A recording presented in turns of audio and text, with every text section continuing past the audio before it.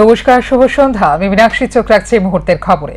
শিক্ষক শিক্ষিকাদের নির্মমভাবে শাস্তি প্রদান, তীব্র দাবদাহের মধ্যে ইকো ক্লাবের মিছিলে হাঁটা, এসবের খেসারত দিতে হলো তেলিয়ামুড়া মহকুমার মাইগঙ্গা সুকান্ত দ্বাদশ শ্রেণী বিদ্যালয়ের একাধিক ছাত্রীকে। ঘটনা বৃহস্পতিবার। অসুস্থ ছাত্রীদের চিকিৎসা চলছে তেলিয়ামুড়া মহকুমা হাসপাতালে।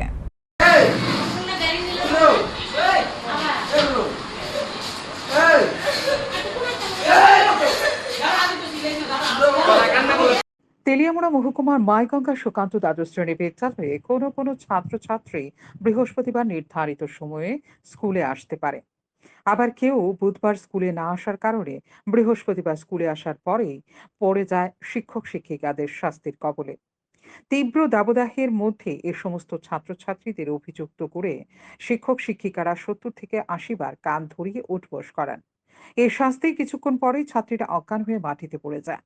আর এই শাস্তির শিকার হয়ে অনিন্দিতা সাহা নামের এক ছাত্রী ভর্তি হলো তেলিয়ামুড়া মহকুমা হাসপাতালে। ১০ম শ্রেণীর এই ছাত্রীর শ্বাসকষ্টজনিত সমস্যার সৃষ্টি হয়। তার ভাই জানিয়েছে অসুস্থ থাকার কারণেই বোন বুধবার স্কুলে যায়নি। তাদেরকে এই শাস্তি দিয়েছেন বিদ্যালয়ের দুই শিক্ষিকা রুমা বণিক এবং শাইনী সাহা ভৌমিক বলে অভিযোগ উঠেছে অভিভাবকদের তরফে। কে ধরাইছে? রুমা ম্যাম। কোন স্কুল? কয়জনের কানে ধরাইছিল?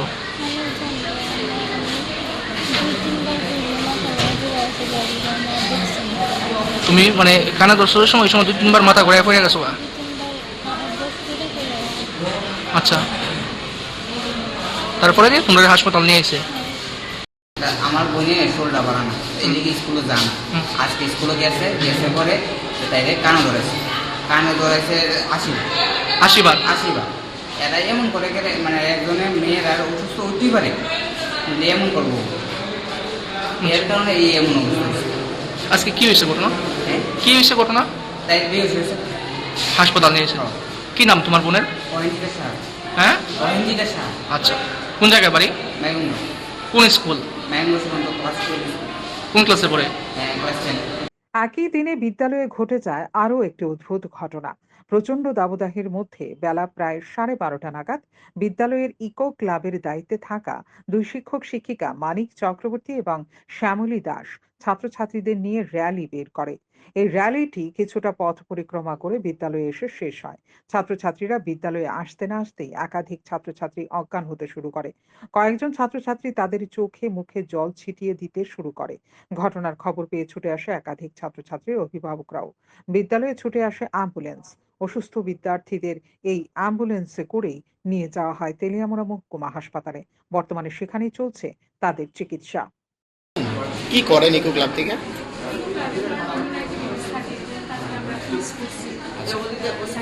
আউটিং এর কি থাকে? আউটিংয়ের মধ্যে ওই এনভায়রনমেন্ট ক্লিনিং থাকে, এটা আমরা প্রতিদিন করছি। আচ্ছা, আজকে যেমন একটা রেলি আছে। আজকে রেলিটা কবে ফিক্সড করছেন? আজকে কয়টার সময় বের করলেন?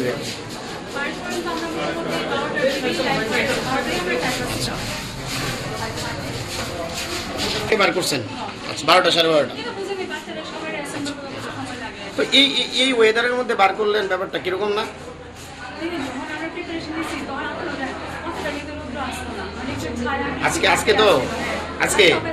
আজকে ম্যাম 10টার পরের দিকে টেম্পারেচার তো মোর দেন 33 ডিগ্রি।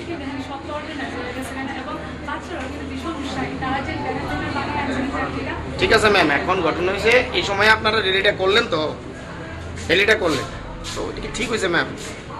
আপনারা কি নিশ্চিত যে এর পরিপ্রেক্ষিতে এই ইনসিডেন্ট হয়েছে না? পরে হয়েছে ম্যাডাম। এখন আপনার সামনেও গেছে একজন ম্যাম।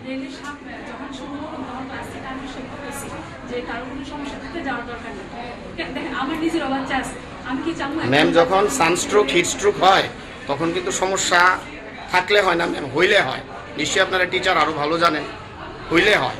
আচ্ছা, কি নাম ম্যাম আপনার? আপনার নাম? ধন্যবাদ।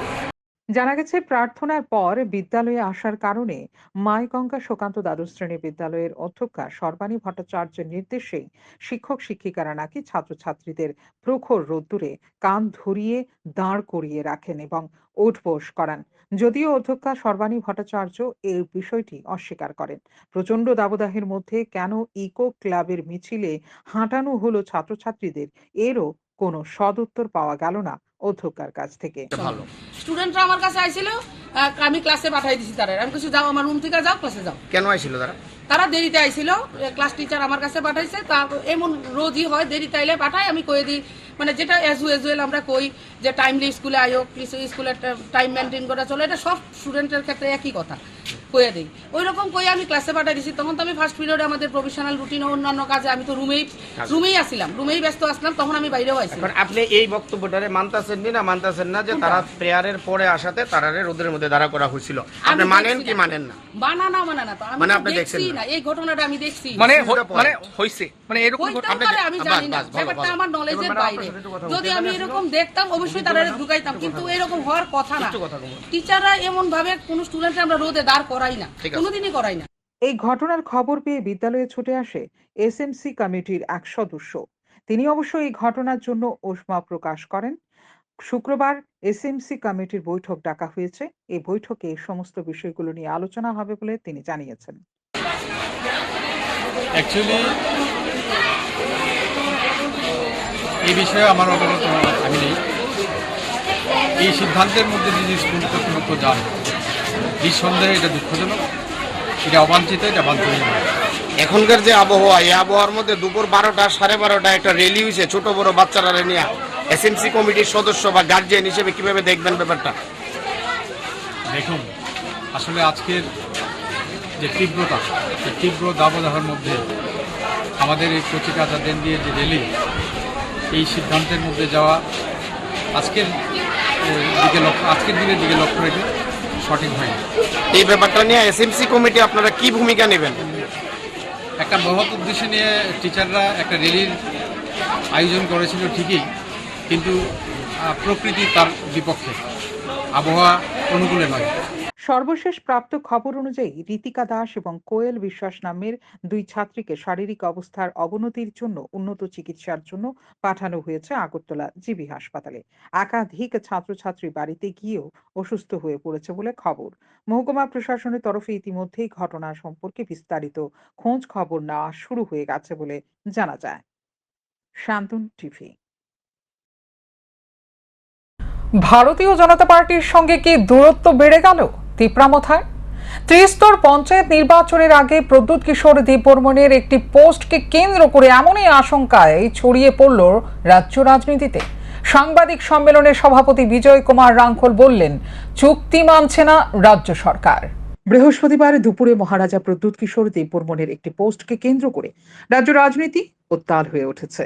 পোস্ট করে মহারাজা প্রদ্যুৎ কিশোর দেববর্মন লিখেছেন, আসন্ন ত্রিস্তর পঞ্চায়েত নির্বাচনে তিপ্রামথা একক ক্ষমতায় লড়াই করবে। তিপ্রামথা মনে করে ত্রিস্তর পঞ্চায়েত নির্বাচনে একক ক্ষমতায় লড়াই করার জন্য এখন থেকেই প্রস্তুতি শুরু করে দেওয়ার। সীমিত অঞ্চল বলে ভয় পাওয়ার কোনো কারণ নেই। মহারাজা প্রদ্যুৎ কিশোর দেববর্মনের এই পোস্টের কিছুক্ষণ পরেই তিপ্রামথার রাজ্য সভাপতি বিজয় কুমার রাঙ্খল সাংবাদিক সম্মেলনে স্পষ্ট করে জানিয়ে দিয়েছেন, যে চুক্তি হয়েছিল কেন্দ্রীয় ও রাজ্য সরকারের সঙ্গে, সেই চুক্তি মানছে না রাজ্য সরকার। ভারতীয় জনতা পার্টির পক্ষ থেকে এখনো পর্যন্ত তিপ্রামথাকে ত্রিস্তর পঞ্চায়েত নির্বাচন নিয়ে আনুষ্ঠানিকভাবে কোনো কিছু জানানো হয়নি, যার কারণে ত্রিস্তর পঞ্চায়েত নির্বাচনে একা লড়াই করবে তিপ্রামথা। ভাবে লড়াই করার জন্য প্রস্তুত হওয়া দরকার তিপ্রামথাকে। এই ব্যাপারে কি হ্যাঁ, এটা তো এখন তো দেখা যাইতেছে যে রাজ্য সরকার তো সময় সময় নেগেটিভভাবে চলাফেরা করে। আমরা এলাইন আছি, আমরা এটা গ্রহণ করি। যদি স্পেসিফিক তাদের কোনো গাইডলাইন থাকে, তারা যদি না করে আমরা কেন থাকবো এখানে? আমাদের তো যথেষ্ট রেসপন্সিবিলিটি আছে না, to the people of the state. আমরা আমাদের যে দায়িত্ব আমাদের করতে হবে, দায়িত্ব যদি আমি করতে না পারি আমি কেন এখানে থাকবো? No, your party had signed an agreement in New Delhi. After that court demand of separate state, there was an agreement. Are you not happy how the things are going on? We are also not happy.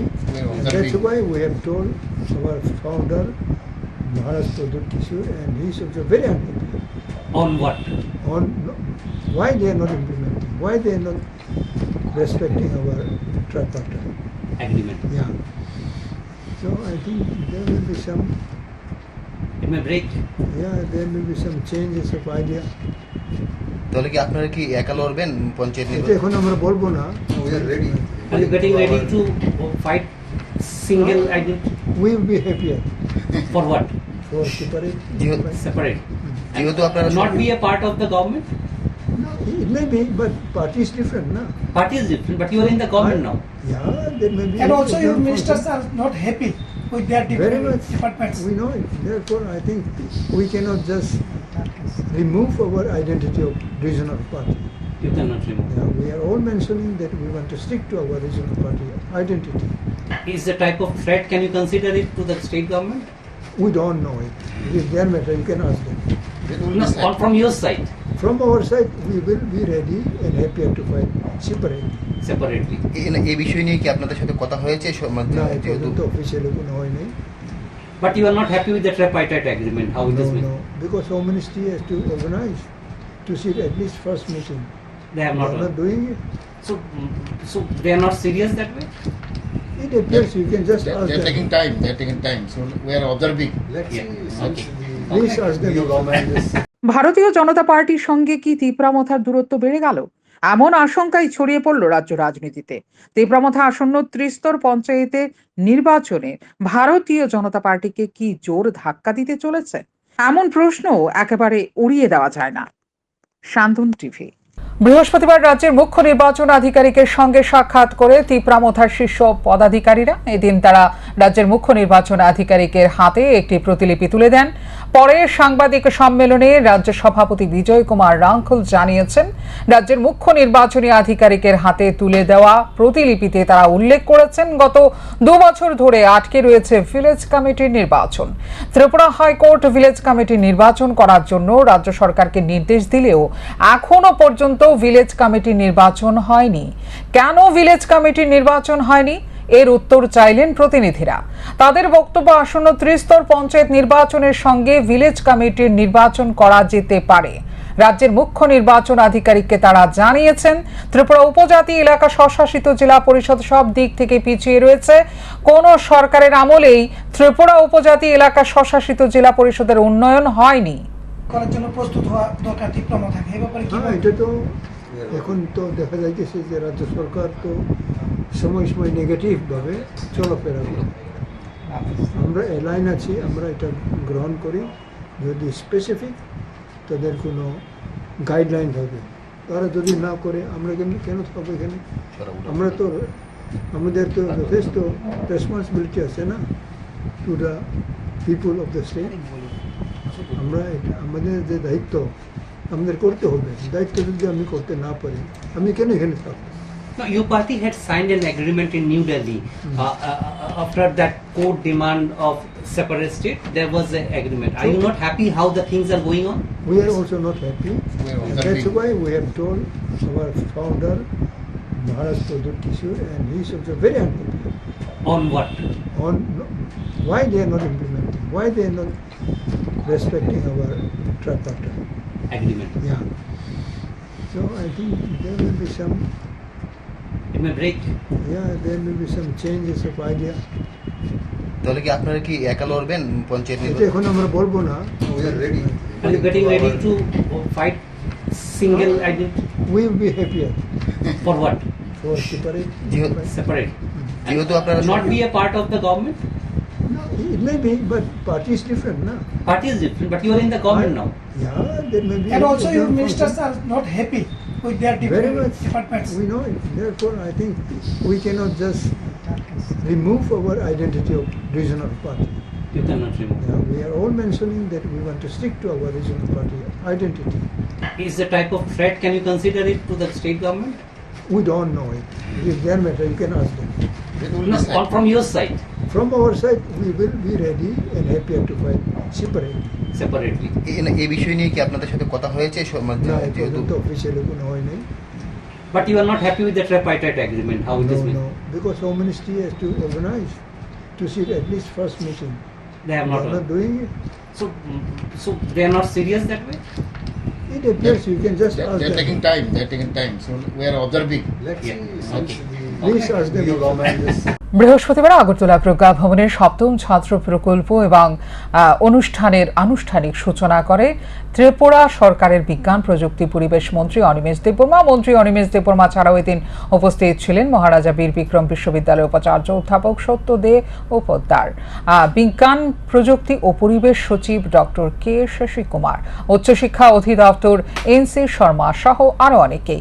এদিনের অনুষ্ঠানে বক্তব্য রাখতে গিয়ে পরিবেশ প্রযুক্তি ও বিজ্ঞান দপ্তরের মন্ত্রী অনিমেষ দেববর্মা বলেন, এক্সপোর্টের মধ্য দিয়ে দেশের অর্থনীতিকে বাড়ানো যায়, সেদিক দিয়ে ছাত্রছাত্রীরা মনোযোগ দিলে অর্থনীতি সমৃদ্ধিতে পরিণত হবে।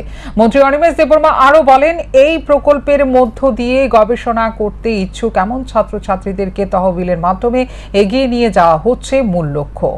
জৈব বৈচিত্র্যকে রক্ষা করে কিভাবে প্রযুক্তিকে সমৃদ্ধ করা যায়, সিমেন্টকে বাদ দিয়ে প্লাস্টিক উপকরণগুলো কিভাবে ব্যবহার করা যায়, জনজাতিদের খাবারের আইটেমগুলো কিভাবে বৈজ্ঞানিকভাবে মানুষের কাছে নিয়ে যাওয়া যায়, এই সমস্ত বিষয় নিয়েও আলোচনা হয় এদিন।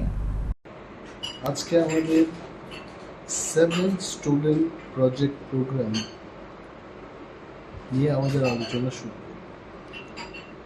এটা হলো বিজ্ঞান প্রযুক্তি। এই বিষয়টাকে রাজ্যের সকল অংশের ছাত্রছাত্রীদের থেকে নতুন বিজ্ঞান এবং টেকনিকে এটা যেন উঠে আসে, যাদের গবেষণা করার মানসিকতা আছে ওই সমস্ত ছাত্রছাত্রীদেরকে অল্প কিছু ফান্ড দিয়ে বিজ্ঞান চেতনা এবং গবেষণার যে চেতনা এটাকে জাগিয়ে তোলে। এবং গত 6 বার যেগুলো হয়েছে এবং এইবারে যেটা হয়েছে, এবার এই টপিকগুলো বিউটিফুল। বায়োডাইভার্সিটিকে রক্ষা করে কিভাবে টেকনোলজি ডেভেলপ করা যায়, প্লাস্টিক ম্যাটেরিয়ালসকে ইউজ করে সিমেন্টকে বাদ দিয়ে পেভার্স ব্লকগুলো কী করে লাগানো যায়। গত 25 জুন সিটোর কার্যকরী সভা অনুষ্ঠিত হয়। গোটা রাজ্যের প্রতিনিধিরা এই কার্যকরী সভায় সামিল হয়। রাজ্যের পাশাপাশি দেশ জুড়ে শ্রমজীবী অংশের মানুষ যে সমস্ত সমস্যার সম্মুখীন হচ্ছেন সেগুলো নিয়ে আলোচনা করা হয় এই কার্যকরী সভায়। এর পরিপ্রেক্ষিতে কিছু কর্মসূচি গ্রহণ করা হয় বলে বৃহস্পতিবার এক সাংবাদিক সম্মেলনে জানিয়েছেন সিটোর রাজ্য সম্পাদক শঙ্কর প্রসাদ দত্ত। তিনি আরও জানিয়েছেন, ত্রিপুরায় এক মারাত্মক কেলেঙ্কারি করেছে সরকার। রাজ্যের একজন মন্ত্রী চা বাগানের মালিককে চিঠি দিয়ে চা বাগানের জায়গা দিয়ে দেওয়ার জন্য বলেছেন। দেশের প্লান্টেশন আইন অনুযায়ী চা বাগানের জমি কেউ নিতে পারে না। জাতীয় স্বার্থে একমাত্র জেলা শাসক চা বাগানের খালি জমি গ্রহণ করার উদ্যোগ গ্রহণ করতে পারেন, কিন্তু চা বাগানের মালিককে মন্ত্রীর চিঠি পাঠানোর পর চা বাগানের জমি দখল নেওয়ার কাজ শুরু হয়েছে। এর সঙ্গে মন্ত্রী কোনো না কোনোভাবে জড়িত রয়েছেন বলে মনে করে সিআইটিইউ। শুধু তাই নয়, গোটা রাজ্য জুড়ে চা বাগানের জমি দখল নেওয়ার কাজ শুরু হয়েছে সরকারের উদ্যোগে। এরই প্রতিবাদে আগামী 1 জুলাই চা বাগানের এই সমস্যা নিয়ে গণডেপুটেশন দেওয়া হবে শ্রম দপ্তরের কমিশনারের কাছে। একই সঙ্গে চা বাগানগুলোতে গণ অবস্থান হবে।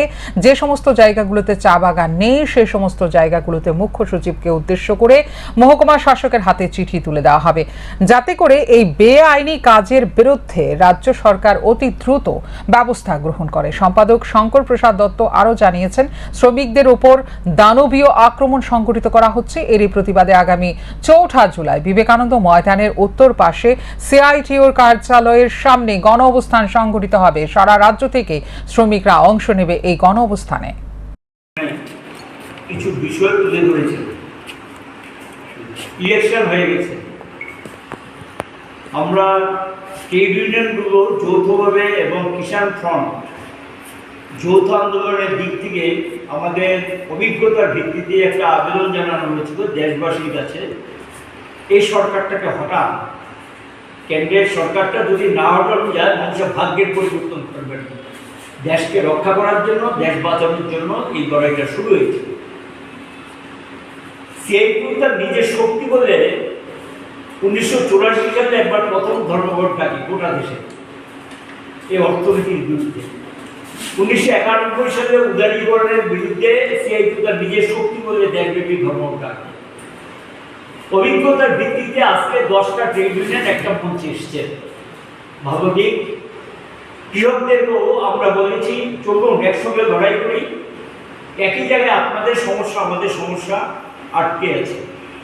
কারণ কাঁচামাল সরবরাহ করে কৃষক, শ্রমিক এটাকে অন্য জিনিসে রূপান্তরিত করে। কৃষি যদি ক্ষতিগ্রস্ত হয় শ্রমিক ক্ষতিগ্রস্ত হবে, আবার শ্রমিক যদি ক্ষতিগ্রস্ত হয় কৃষক মার খাবে। একটা আরেকটার সঙ্গে ওতপ্রোতভাবে যুক্ত। এই যৌথ আন্দোলনের একটা এবং গণতান্ত্রিক আন্দোলনের একটা ভিত্তি গোটা ভারতবর্ষে গড়ে উঠেছিল। এটা ভাবার কোনো কারণ নেই। ইন্ডিয়া ব্লক যেটা তৈরি হয়েছে আমরা ট্রেড ইউনিয়ন মনে করি, ফুটফাট এটা হয়ে গেছে কিছু নেতার সমন্বয়, এভাবে দেখুন এটা ভুল কথা। আগামী 30শে জুন থেকে সংস্কৃতির শহর কৈলাসহরে শুরু হতে চলেছে ষোড়শ বইমেলা। এই বইমেলার উদ্যোক্তা জেলা প্রশাসন ও কৈলাসহর পৌর পরিষদ। কৈলাসহরের ভগিনী নিবেদিতা উচ্চতর মাধ্যমিক বিদ্যালয়ে এই বইমেলা চলবে 5 জুলাই পর্যন্ত। এই বইমেলাকে কেন্দ্র করে বৃহস্পতিবার দুপুরে কৈলাসহর মহকুমা শাসকের কার্যালয়ে এক সাংবাদিক সম্মেলন হয়। সাংবাদিক সম্মেলনে উপস্থিত ছিলেন মহকুমা শাসক প্রদীপ সরকার, কৈলাসহর পৌর পরিষদের চেয়ারপারসন চপলা দেব রায়, অতিরিক্ত মহকুমা শাসক নবকুমার জমাতিয়া, জেলা শিক্ষা অধিকর্তা প্রশান্ত কিলিকদার, তথ্য সংস্কৃতি দপ্তরের সহ অধিকর্তা বিশ্বজিৎ দেব সহ আরো অনেকে। সাংবাদিক সম্মেলনে কৈলাসহর পৌর পরিষদের চেয়ারপারসন চপলা দেব রায় জানিয়েছেন, সংস্কৃতির শহর হিসেবে পরিচিত কৈলাসহর কবি, সাহিত্যিক সহ বিভিন্ন ধরনের শিল্পীদের সংমিশ্রণ এখানে। এই বই মেলায় স্থানীয় রাজ্য এবং পার্শ্ববর্তী বাংলাদেশ থেকেও কবি, সাহিত্যিক, লেখক এবং শিল্পীরা এই বই মেলায় অংশগ্রহণ করবেন।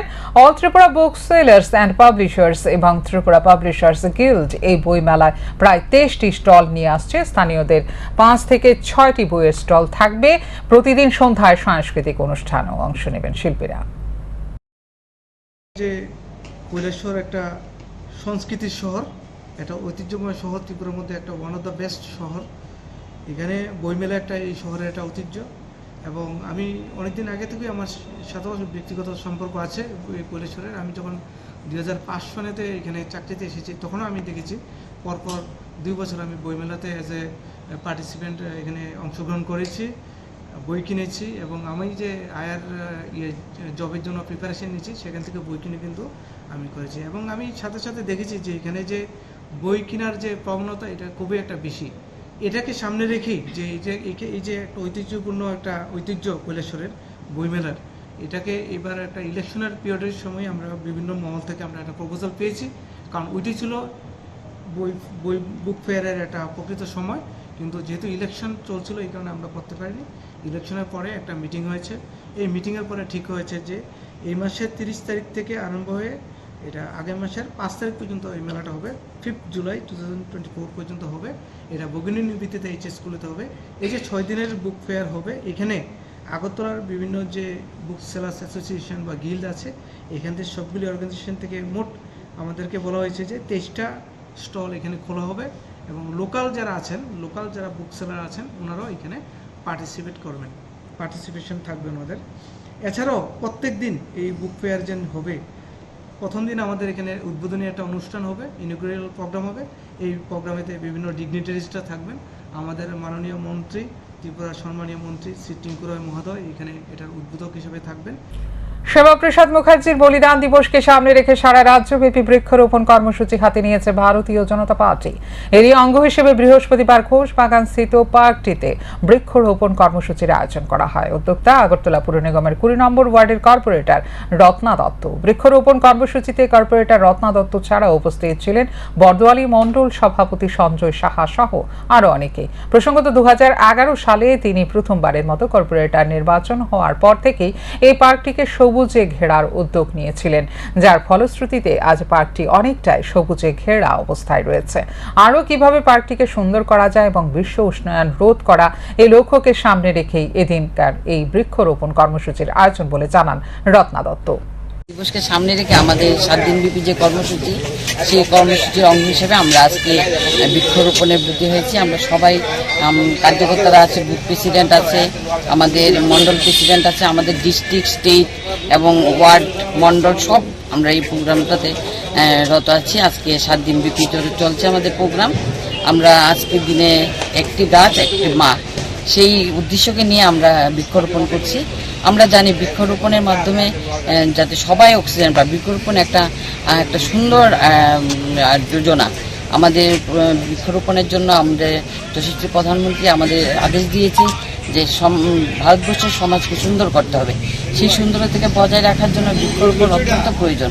আমরা জানি যে ভারতবর্ষের প্রায় জায়গা বৃক্ষহীন হয়ে আছে, সেই জায়গাটিতে বৃক্ষরোপণ করে আমাদের ভারতবর্ষ শ্রেষ্ঠ ভারত এবং শ্রেষ্ঠ ত্রিপুরা বানার যে আমাদের সংকল্প, আমাদের মাননীয় মুখ্যমন্ত্রী, সেই সংকল্পকে আমরা যাতে আগামী দিন এটা বৃক্ষরোপণের দ্বারা মাধ্যমে আমরা করতে পারি, আমরা সুন্দর ত্রিপুরা গড়তে পারি, সেই উদ্দেশ্য নিয়ে আমরা বৃক্ষরোপণ করছি।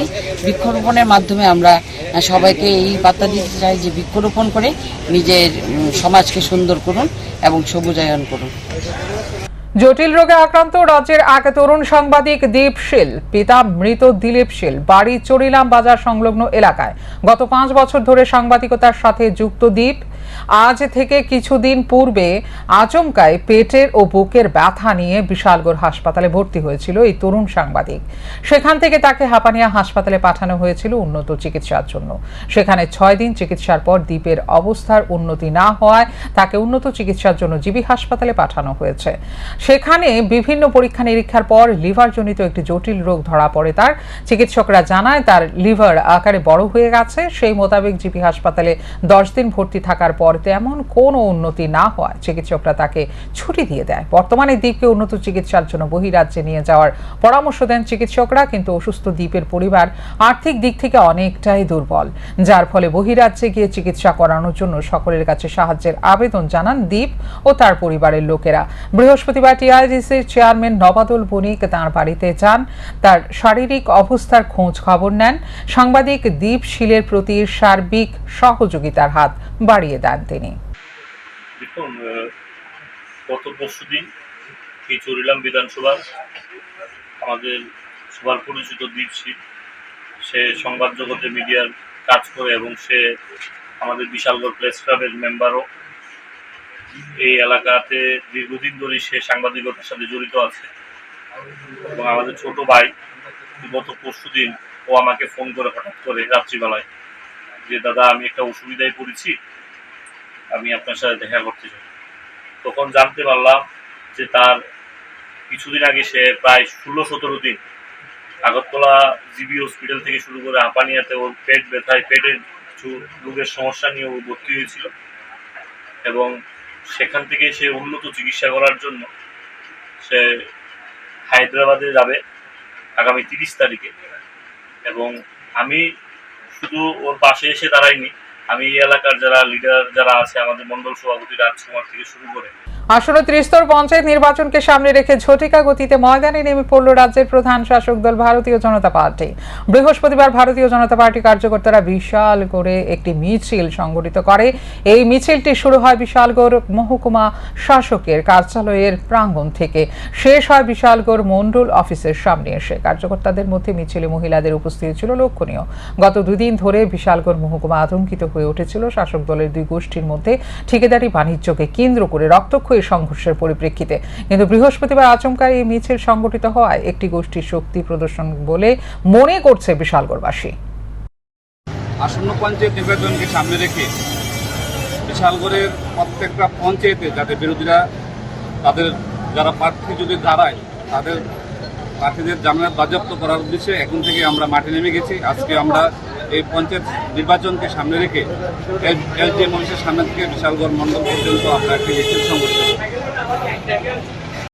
আরক্ষা প্রশাসনের কর্মীদের স্ত্রীও এখন শারীরিক এবং মানসিক নির্যাতনের শিকার, এমনই একটি ঘটনা এবারে প্রকাশ্যে এলো।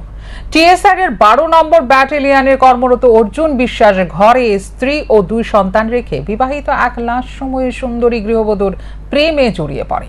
স্ত্রী সহ সন্তানদের ফেলে ওই গৃহবধূর সঙ্গে একসঙ্গে শহরে ভাড়া বাড়িতে বসবাস শুরু করে টিএসআর এর 12 নম্বর ব্যাটালিয়নের জওয়ান অর্জুন বিশ্বাস। এই ঘটনা জানার পর অর্জুন বিশ্বাসের স্ত্রী তার স্বামীর কাছে ঘটনা বিস্তারিত জানতে চান। তারপর থেকে টিএসআর জওয়ান অর্জুন বিশ্বাস তার স্ত্রীকে প্রতিনিয়ত মারধর করে পাশাপাশি প্রাণনাশের হুমকি দিতে থাকে। এই কাজে সহযোগিতা করে অর্জুন বিশ্বাসের অবৈধ প্রেমিকা আঁখি ভৌমিক। এই অবৈধ প্রেমিকা অর্জুন বিশ্বাসের স্ত্রী বীণা দেবনাথকে মোবাইলের মাধ্যমে বিভিন্ন সময় গালিগালাজ করে এবং মেরে ফেলার হুমকি দিয়ে যাচ্ছে বলে অভিযোগ অর্জুন বিশ্বাসের স্ত্রী বীণা দেবনাথের। অবশেষে গৃহবধূ বীণা দেবনাথ বৃহস্পতিবার বাধ্য হয়ে স্বামী অর্জুন বিশ্বাস এবং তার অবৈধ প্রেমিকার বিরুদ্ধে পশ্চিম মহিলা থানার দ্বারস্থ হয়। স্বামী অর্জুন বিশ্বাস এবং তার অবৈধ প্রেমিকা আঁখি ভৌমিকের বিরুদ্ধে অভিযোগ দায়ের করে পশ্চিম আগরতলা মহিলা থানায়। আমার হাজব্যান্ড অর্জুন বিশ্বাস, বাবার নাম নেপাল বিশ্বাস, হে 12 ব্যাটালিয়নে বর্তমানে আছে, আগে আসলো 1st ব্যাটালিয়নে। হে ওই মহিলার সাথে আজকে 4 বছর ধরে আছে না, অবৈধভাবে বিভিন্ন জায়গা ঘর ভাড়া কইরা মহিলারে লইয়া থাকতেছে। একবার রেল স্টেশনে ধরা গাইছে, একটা ভিডিও ভাইরাল হয়েছিল। এরপরে মরচমনি উন্ডা কোম্পানির পেছনে হেরা খুব পিটা খাইছে। উমেন পিএসএ জেলখানার এখানে তারারে দইরা নেওয়া হয়েছে। তারা মুখে বয়ান লেখা দিয়ে আসছিল যে নেক্সট টাইমে যদি তারারে এরম ভাবে ধরে তো আইনগতভাবে যে শাস্তি দেওয়া হয় তারা মাথা বাইতে নিব। তো আমি সবার কাছে একটাই অনুরোধ করি যে তারারে আছে না কঠোরতম শাস্তি দেওয়া হয়, কারণ আমার ঘরে 2টা কন্যা সন্তান, হে টাকা পয়সা ঠিক মতো দেয় না। এমনকি ওই মহিলা কন্টিনিউ আমারে মেন্টালি বা এমনিতেই এই টর্চার করে। টর্চার বলতে আমারে কয় মাফিয়া দিয়ে রাখছে, পিএস থেকে অর্ডার লইয়া রাখছে, কোর্ট থেকে অর্ডার লইয়া রাখছে, আমারে নাকি অনেক কিছু করে লাইব, তাই নাকি হের লগে সংসার করব। হে বলে হে আমারে সেদিন কইছে হে নাকি তাইরে বিয়ে করছে। তো আমি কইছি যে আমার একটা প্রুফ দাও, কিন্তু হে আমার প্রুফ দিছে না। হে কন্টিনিউ 21 তারিখ ছুটি দেওয়ার পরে 3 দিন আমার বাড়িতে আসলো। আমার বাড়িতে থাইকা 24 তারিখ রাত্রের থেকে হে কারো ফোনও ধরে না, ওই মহিলার সাথেই থাকতেছে।